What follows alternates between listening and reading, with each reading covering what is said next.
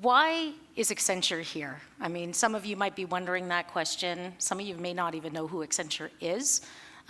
We're almost 800,000 people globally, and we do a lot of different things. I mean, you can't have a company of that size that doesn't have a ton of different focus areas.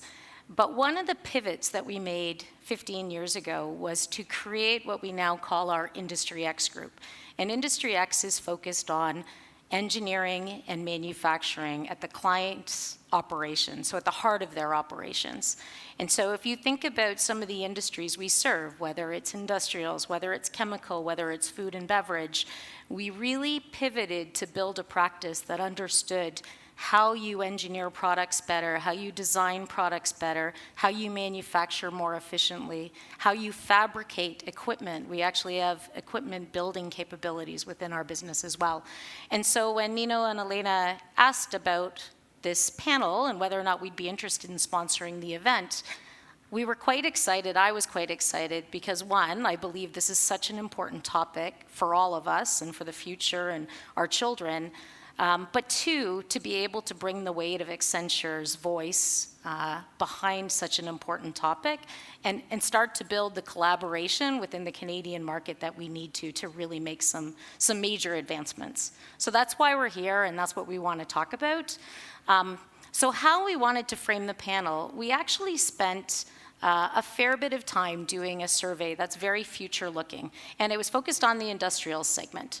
And what it meant to do was, what does the future of manufacturing look like for industrials? And when we say future, we're talking 2040. Okay, so it's not forever out, but it's well within our range, and we can imagine that. And we spent a lot of time gathering data and trying to understand what that future could be across a whole bunch of dimensions. And then we built a number of hypotheses on what we thought it was going to be. And then we took those hypotheses, not just to C-suite, but to factory managers across the globe and said, well, what do you think? Do you think that this is practical and reasonable? And is the industry really going to be able to adopt these radical changes that we're seeing? And for them to respond with a yes, they had to provide an 8, 9, or 10 out of 10. So they had to be fairly confident. And that data came back, and it was really interesting. There was definitely a geographic bent to the data. China and Japan, far more optimistic about some of these hypotheses, which I don't think anybody here is surprised about. North America and Europe, quite far behind on that. And there's lots of reasons for that, and we can talk about some of those reasons. But the way we see it is it's a huge opportunity. If we can understand why the hesitation to adopting these technologies, and we can help people move faster, then as a whole, our North American market and our Canadian market can take advantage of some of these technologies that are existing today. And so that's why I was so excited about the future is now comment, because it really is now, and if we don't make some radical changes today, we're not going to get where we need to go. And the EV industry in particular, the study was focused in industrials, but the EV industry in particular is really important because there's a lot of change happening in the industry right now. I mean, I listened to a lot of the sessions this morning. They were fantastic. I don't need to relist all of the challenges that the EV industry is seeing, but better data and better collaboration between all the parties in the supply chain is what we need to do, and we need to use advanced technologies to move that much, much faster than it is today. And so that's kind of what we're going to talk about. And so what I've done is I've selected some of the hypotheses from the study that I was going to talk to each of the panelists about to get their view. One, they'll kind of explain what the hypotheses means, because I know there's going to be different levels of understanding of some of these technologies within the group here. They're going to talk about some of the use cases where these are actually in play today, which you may or may not be aware of, and then a little bit of fun on where they think the future is coming. And so that's kind of the way we're gonna move through this. So hopefully you find it interesting. So with that, I was gonna start with Dave from Siemens. And the question or the hypothesis for you is, by 2040, our company will apply design for manufacturing principles for all the products. So I think the design for manufacturing is a really interesting concept or strategy to be applied in all forms of EV manufacturing and across well, quite frankly, all industrials. But, I think what is design for manufacturing? It is quite simply a strategy of how to deliver better quality, lower cost, and throughput to meet the objectives of getting your product to market. And quite honestly, if it's not central to strategies today, it definitely would be by 2040. And it's really about the complexity of products and the demand from consumers to deliver products that are unique and tailored to their needs or their interests, right? So design for manufacturing will encompass pretty much everything that this panel is up here to talk about today, right? From digital twins, which is creating virtual representations of physical processes, assets, so that we can test and simulate our manufacturing processes before ever laying down any capital on equipment. There's also a sustainability angle to this, with consumers demanding greener solutions. They're interested in circularity in their products, and then of course any energy demands that exists out there under the regulatory regimes. And so by applying design for manufacturing to this strategy in the future, we'll be able to manage all of that complexity much more simply, right? So if I took the example of body and white manufacturing in automotive, right? We can start to design the product that we want to manufacture, and at a concurrent step in the process, we can start thinking about that manufacturing strategy, starting to think about how do we manufacture all the fixtures, how do we optimize those processes, and then finally at the end, how do we actually virtually commission all of the processes so that by the time the equipment is ready to be deployed in the factory, we know it's going to work seamlessly end to end. And just maybe one question on that as a follow-on. Yeah. If you're thinking about the rapid evolution of the design of the cars themselves and how that influences what the suppliers are trying to build, because it's almost a moving target, would you also include that in some of that thinking? Yeah, 100%. I mean, This all goes back to that consumer demand, and we all want something that's unique and personal to us, and so without design for manufacturing, we can't bring that flexibility that's required to the production lines that are going to produce all of those variants specific to our needs. Awesome. Thanks, Dave. All right, so the next one is for Norm, our NVIDIA lead. Thank you for joining us. There was actually two hypotheses that I was going to put under the same one, just because there's a lot of overlap between them, so I'll read both of them at the same time. By 2040, our company will have replaced all operated material handling equipment by AGVs, which are automated guided vehicles, enabling intelligent and autonomously operated inbound logistics. And the second one was, by 2040, our company will leverage industrial robots and autonomous mobile robots grouped in intelligent and smart robot shops, which will handle the majority of our manufacturing processes autonomously. And just for reference, and I forgot to do it on the first one, if you're interested, in North America, they were both sort of in the 30 to 40% range, came back with, yes, they think that that's true. In China, they were in the high 60s, low 70s range.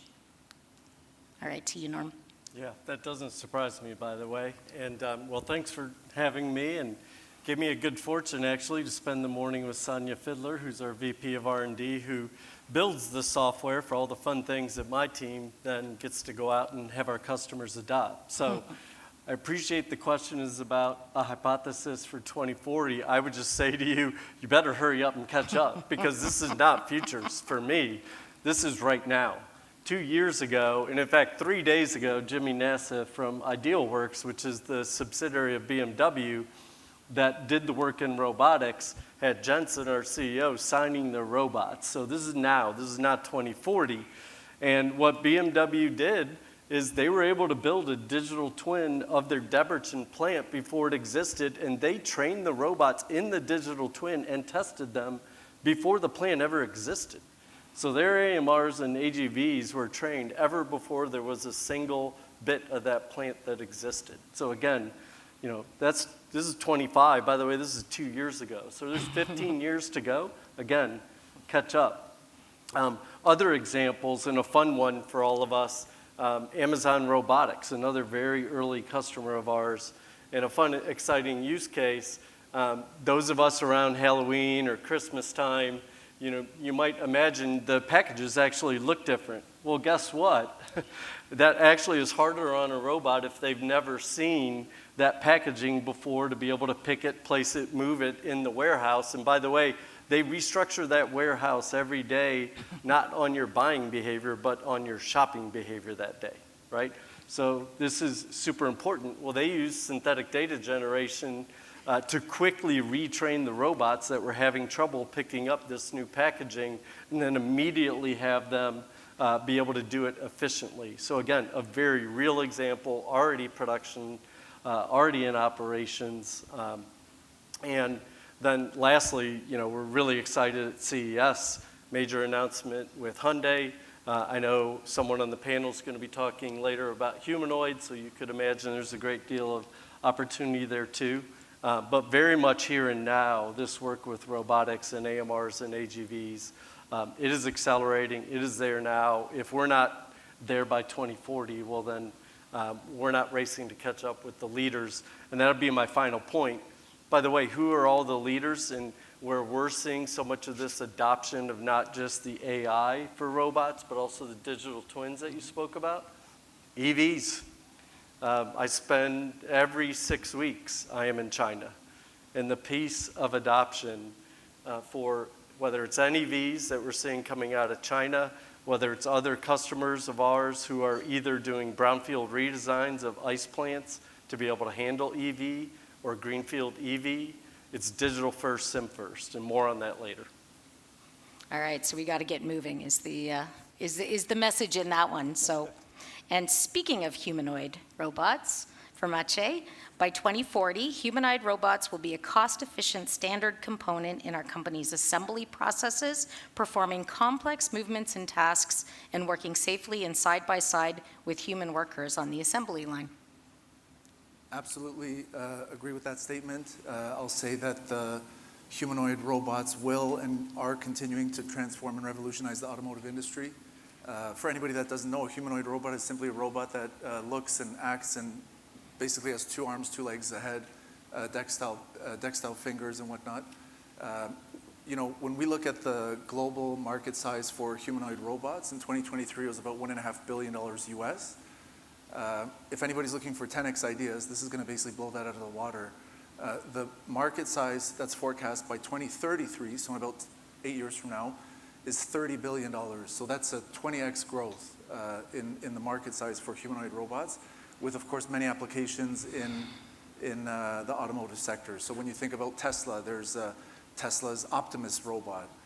Boston Dynamics, the company that's owned by Hyundai, has Atlas, which is obviously great at dancing, if anybody's seen those videos online. And these are applications that are in greenfield, but also brownfield. So think about existing assembly lines where a robot could come into where a human would otherwise be working and just simply plug and play with the existing sort of systems that are built for humans, right? When I look at a few great examples, I think of companies that Accenture's made great investments in. So there's been strategic investments in a few companies, notably Sanctuary AI. It's a Vancouver-based company that builds these robots, and the robots are award-winning. In 2023, it was the Time magazine's best invention of the year, or one of, should I say, and that's basically the Sanctuary's AI's Phoenix robot. So you could look that up online as well. Another great example is a recent acquisition of Accenture's, which is Eclipse Automation. So they basically deal with manufacturing excellence and automation. And one example that we have there is basically creating SIM-ready solutions and assembly lines. So what do we mean by that? It's referring back to what Norm just mentioned. It's basically having digital systems that are already existing in the virtual world before they're even in the physical reality. And what that allows you to do is basically take these humanoid robots as an example and train them on what it would look like to interact with their surroundings and their environments before they even really get to exist physically. So tremendous opportunity there. When we look at the future, I would say that humanoid robots are going to basically be a competitive edge for OEMs and automotive companies that do have the capacity and the funding to adopt them. Many already are, so it's no surprise there. In some of the global research that we do, 87% of global automotive executives that we survey believe that AI will be a game changer when it comes to how they're going to have to think about designing digital systems in the future. And humanoid robots are a great example of that. The final piece I'll just touch on this is, it might have been lost in last week's news around DeepSeek, but I believe it was January 31st. OpenAI had actually filed a trademark to actually build humanoid robots. So if you actually go on OpenAI's website and look at the job postings, they're actively recruiting for people to build these bots. And OpenAI is, of course, the company that built ChatGPT. So tremendous technological growth in this space. Yeah, and I think with all of the brownfield facilities that are already tuned for humans to work in them, humanoid robots become a much easier solution. Whereas if you've got a greenfield, maybe there's other options that you can think about. So, it's a great switch. And just, out of interest for that one, so the automotive OEMs in North America, 32% believe that's true. The suppliers in North America, 44% think that's true. So the tier one suppliers have more confidence in that than the OEMs do today, which is interesting. China, by contrast, 68 and 62%. So again, a lot more investment you're seeing there, a lot more progression you're seeing there, and so forth. So, and then our next one to Greta. By 2040, dynamic systems will have replaced our company's static manufacturing setup, providing highly adaptive processes in response to real-time data and changing demands. Yeah, for sure. So what we're seeing today, of course, with the introduction of EVs, but even with more traditional automotive components, there's a lot more versatility in products that are being produced across the same production lines. And what we're seeing, of course, is lots of data starting to be gathered from across these operations. Some to feed digital twins, but some to really support that ongoing operation. And of course, the more dynamic the product lines, the more dynamic the processes, the more issues start to occur that are not necessarily easy to predict. And so just as an example, working with one transmission manufacturer, we're seeing they're producing some of their solenoids in Belgium, shipping those into valve bodies and producing in Mexico, then down to final assembly right in Michigan. And so if you have those issues that are starting to occur in your final transmission assembly, figuring out where that's happening, if it's outside of your facility, really challenging. And so that data and that digital thread becomes really your solution of understanding as you're changing things, as your suppliers are changing as across those supply chains, really what's impacting production and doing that very quickly, especially with that continuous changeover in product lines. And this is just more traditional manufacturing. As we're seeing launches of EV programs, a lot of these things are even harder to understand, right? You could be digitally figuring out what you're shipping in terms of your production and what you're expecting. The second you go into actual production and start to run pilots, that's when things really, rubber hits the road, and you're starting to see really odd behaviors that are then leading to non-conformances or lack of efficiency. And so a lot of what we're seeing and starting to implement, again, already today, is AI-driven systems that can help the engineers, the line-side folks that are trying to resolve these, to do this in a fraction of the time, really through the data. So we're supporting a launch of e-axles in Sweden recently, and across their first year of production, these are teams that have been taken from more traditional basic tier one components and now told to launch and run a completely new electrically driven solution. So lots of things they don't know, lots of things that they can't fully anticipate that they're dealing with as they're launching this production. And by leveraging the data and AI, they're really accelerating that, because any issue they're seeing, you can get to that answer in a matter of minutes, and as opposed to months as you're trying various experiments to see what you can fix. And so all of that to say that as we're going into further years, it's really coming down to that predictive closed loop control in production, where the more data we're seeing, the more we can dynamically start addressing these problems to support the engineers to get there faster, but really just to even optimize that as early as possible in the supply chain, so those downstream issues are really not hitting it as a surprise to the engineering staff that's managing it. That's excellent. And just for tier one suppliers, this is when you get a big check mark here. 44% in North America believe that that's true, and only 31% in China think that that's true. So there's an area where we're actually ahead, which is fantastic, thanks to companies like the one Greta has started. So thank you. All right, our next one, back to Maciej. By 2040, our workforce will work in digitally connected crews, which seamlessly collaborate between different functions in the industrial metaverse. No surprise with this one, Sherry. I will say that already in many asset-intensive industries, including utilities, manufacturing, the automotive industry as well, you're already seeing connected workforces. What we mean by this, of course, is a workforce or a group of workers that are connected digitally, so they could either speak with themselves in difficult environments, they actually have data or IoT devices or wearables that allow you to identify where this individual is within a plant. Also think about use cases such as somebody goes away because of something that might have happened elsewhere, who could be an individual that's equally as qualified that could fill into that person's role. So that's what we mean by a connected workforce. Again, we're already seeing it in a lot of industries. I think it's going to become only more and more prominent in the near future.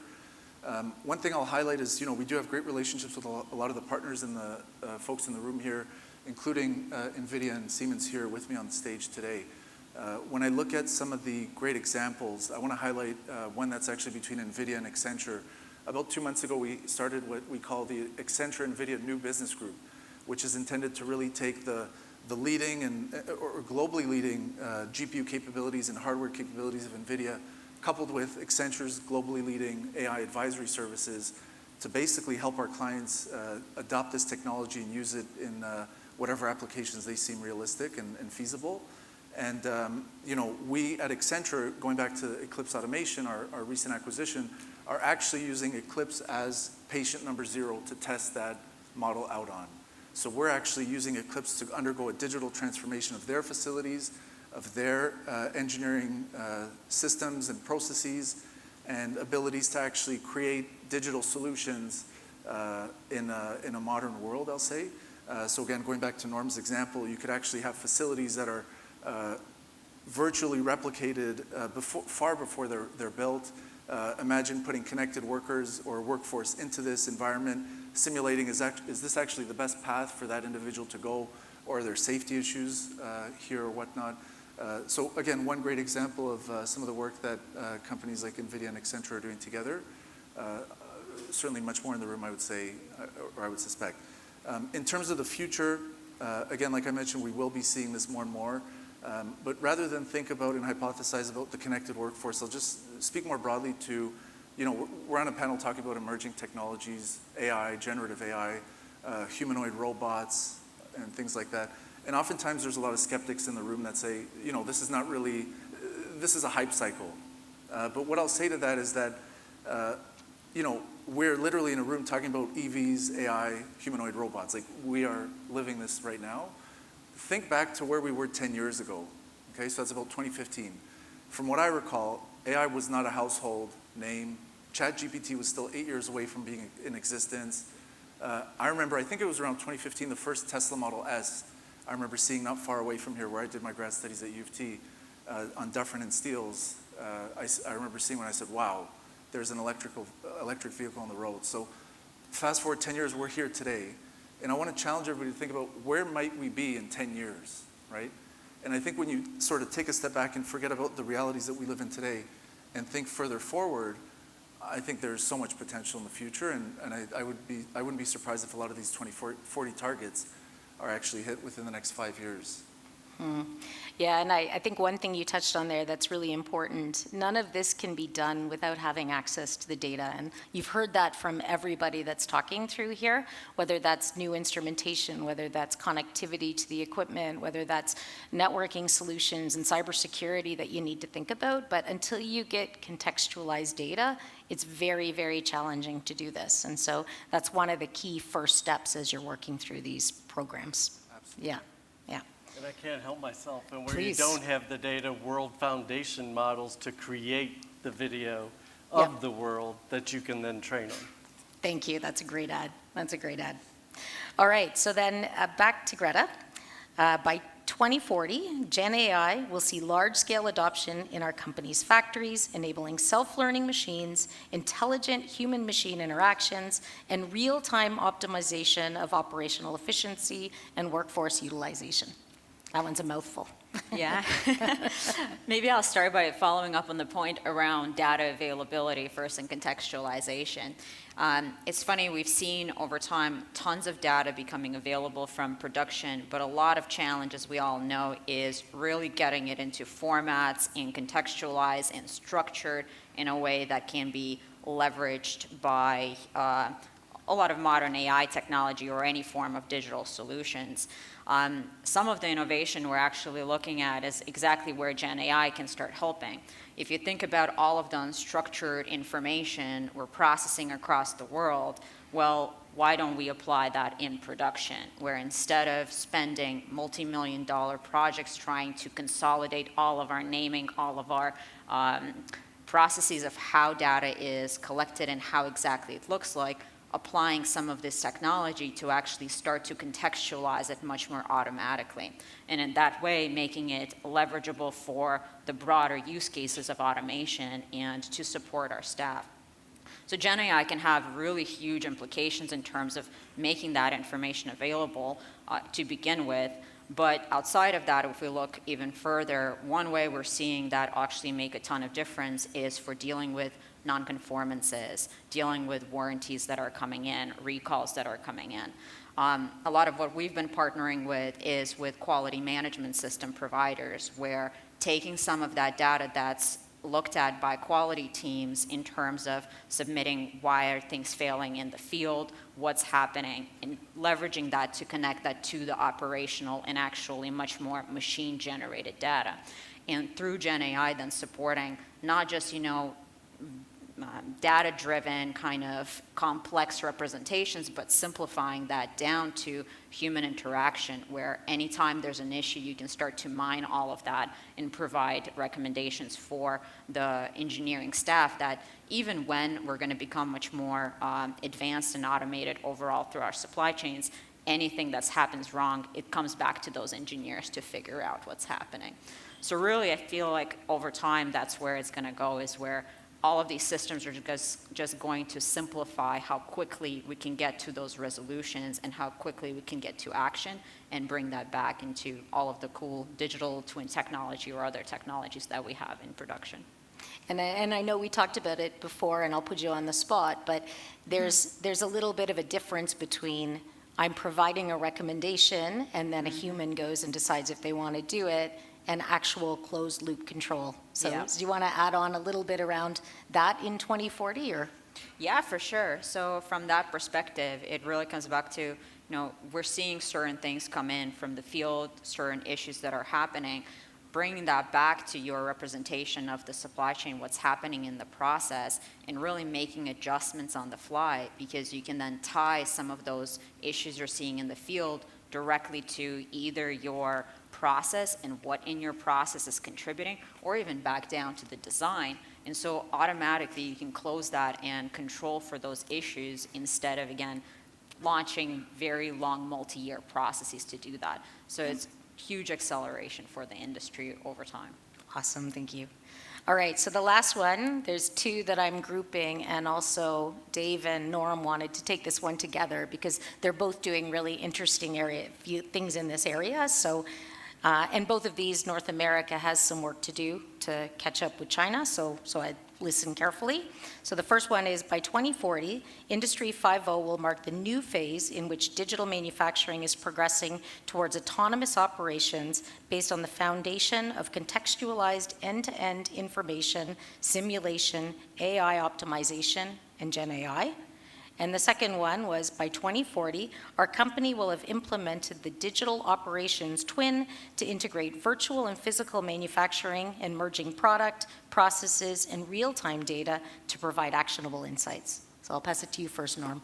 Yeah, super exciting space. Before I even get to the question at heart, I'll actually go back to some of David's earlier comments and talk about, even before we get to digital manufacturing, some really exciting things are happening. And for those who don't know, in addition to the Accenture partnership I'll come on to, we have a deep relationship with Siemens on both the engineering side and the digital twins. So I was just on a panel at CES with Scout Motors CTO who was talking about how do you accelerate engineering workloads like CAE and, more importantly in this space, CFD, workloads that can take literally a month or more to run and get those down to hours. But the even more exciting thing than just traditional acceleration of a CFD workload in Siemens is actually a digital twin physics AI based virtual wind tunnel where we could at high nines level of accuracy iterate in a digital twin on different configurations of the vehicle to lower the coefficient of drag so we can get more life out of the battery, and then ultimately still run it through a CFD workload to have 100% accuracy on what we're doing. Really exciting stuff and moving at speed right now. And again, Scott Motors CTO was just talking about this at CES a month ago. So really exciting work there. I'll let you come on to more of the work we're doing, but effectively any digital twin in Siemens is immediately available in the digital twin in NVIDIA. That's a short story. Now to the question of a real-time operational digital twin. Again, things that are happening right now, and here I'll bring in another example of the work Accenture is doing. By the way, there was a lot that was announced at CES, so another CES announcement. Accenture and Kion have partnered to build a real-time operational warehouse. And quite frankly, we've got automotive customers looking at having real-time operational warehouses and factories.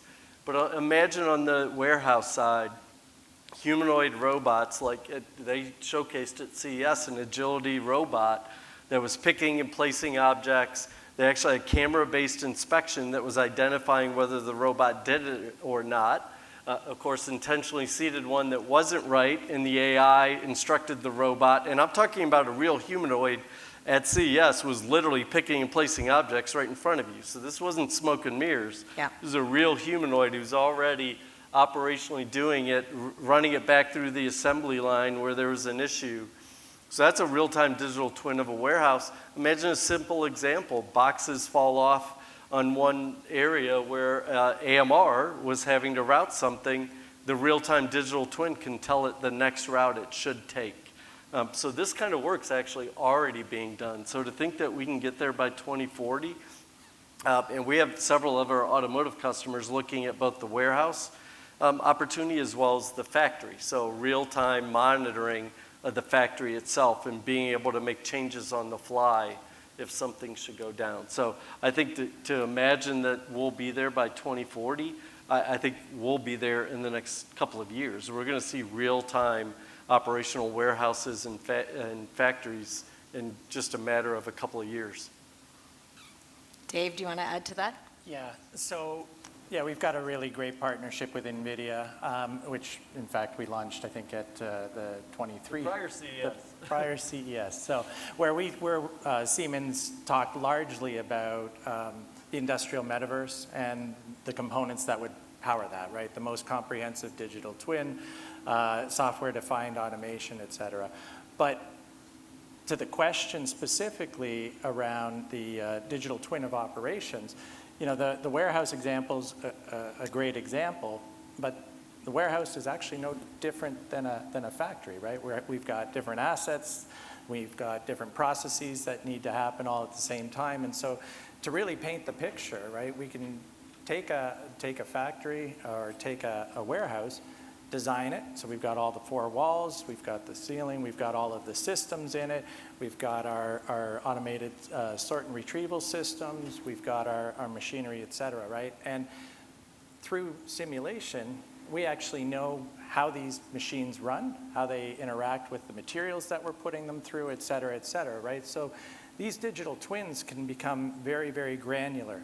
And then when you want to take it to the nth degree and drive your operations to validate whether or not you can hit a production run in the time that you need, with the efficiency that you need, now you can iterate multiple times over and over to find that optimized solution.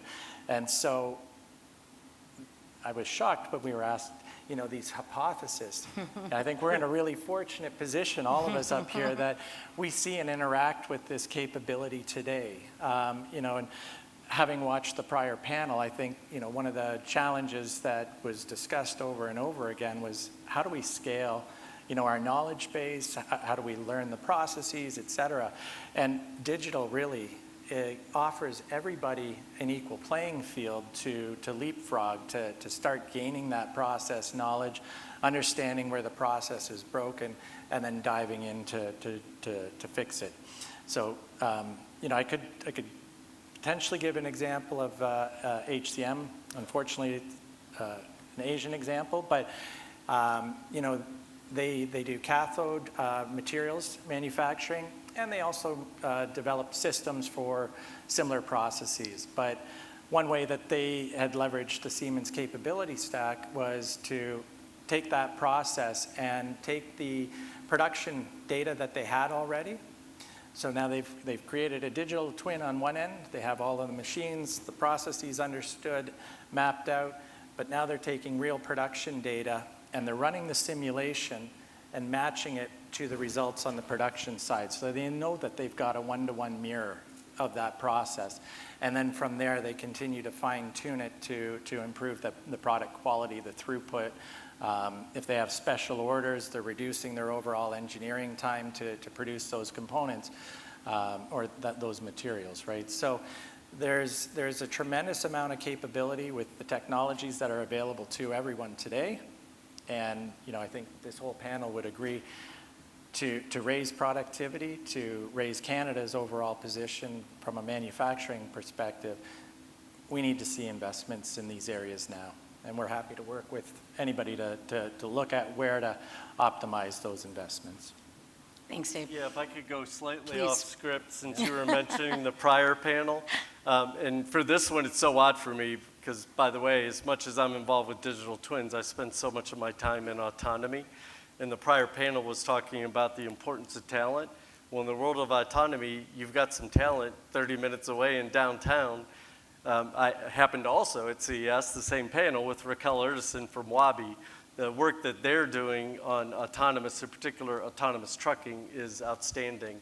In fact, she and her team just announced the work they're going to be doing with Volvo just 2 days ago. So you've got some great talent here in Canada. It's a challenge for all of us, but there's a great deal happening right here in the backyard. Yeah, and for those of you that don't know, Canada is the partner country for Hanover Messe this year. We're going to actually publish this report prior to Hanover Messe, so you guys are kind of getting a sneak peek on that. But a lot of what we're talking about up here, you'll see in action at Hanover Messe. And because Canada is the partner country for it, I would encourage all of you to take a look within your organizations on whether or not that's a trip that you can make. And so just my last, before we go to questions, I think what you're hearing is there's a gap between what factory managers believe is possible and what we're up here telling you is happening today. And what that means is we as service providers, product providers, need to help better educate you on what the capabilities are that exist. And we need you to be more curious and ask questions and accept the fact that it's going to be change. And people say change is hard, but when it gets hard, people, you know, can sometimes get a little nervous about it. Change is hard. But I strongly encourage you to all look at what's coming, look what's out there already, think about how that can influence your business today, because you heard it, it's today.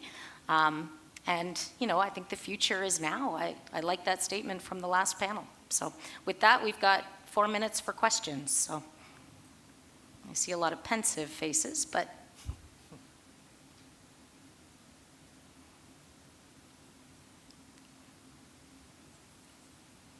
Hello. I work for the Lausanne School of Engineering here at York University.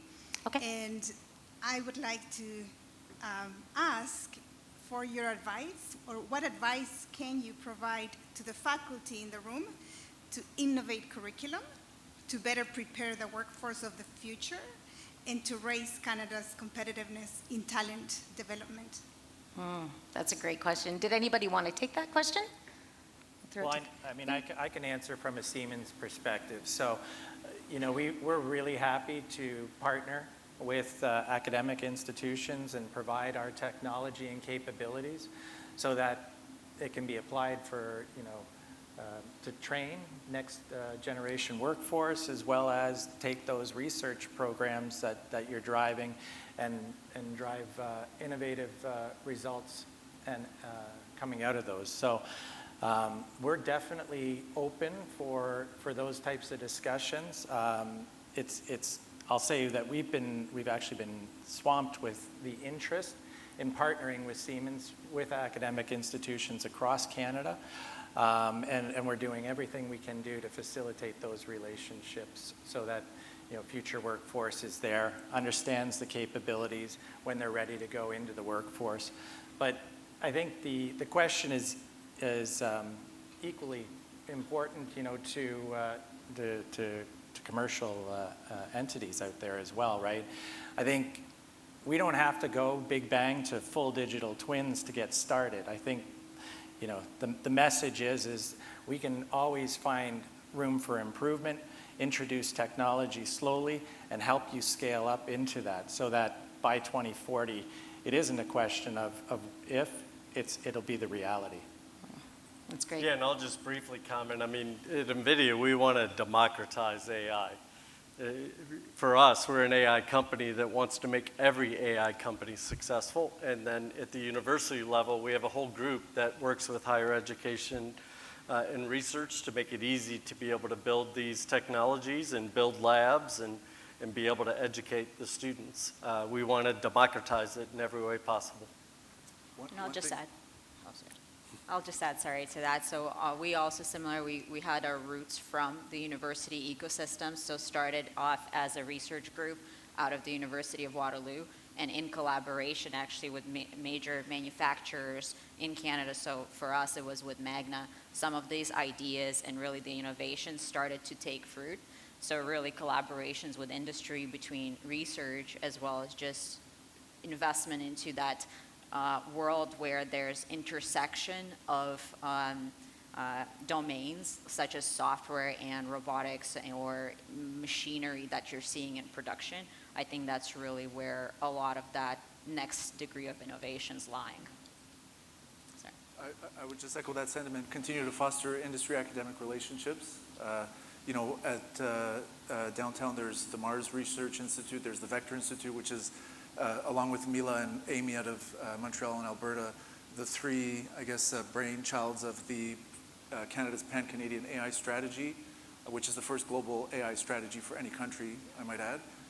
So I think being tied into those communities, you'll hear what the leading technologies are and how we should educate the next generation of the workforce. Yeah, and my last add on that is field trips. I mean, I went to Waterloo as well, great engineering program, wonderful, but it was the co-ops where you're actually out in manufacturing facilities and seeing what was actually happening that made that theoretical become much more meaningful. So the more you can get students out into the actual manufacturing facilities, the more everything they're learning makes sense and means something. So that would be my advice. So with that, I know we're at time here. If anybody wants access to the study or any of the other studies that we've done, that NVIDIA has done, that Siemens done, that Acerta's done, please come up and talk to us after. Happy to take some email addresses. I can't send you this one yet. It's probably 2 months from now, but happy to send you as soon as we're allowed to publish that and anything else that would be useful as we start to accelerate Canada. We're all motivated. Go Canada. Thank you. Thank you.